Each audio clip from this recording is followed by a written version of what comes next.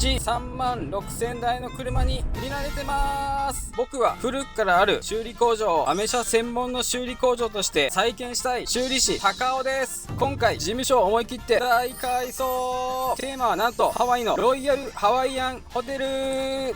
パチパチパチパチパチ。でも一番のインパクトはやっぱり看板です。大通り沿いに僕の顔がドーンと出てます。早速見たよって声いただいてます。アメ車といえば高尾だよねって言われたい。だから覚悟を決めて顔出ししました。福岡でアメ車整備は修理師高尾、ぜひこのピンクの工場見に来てください。目指してます。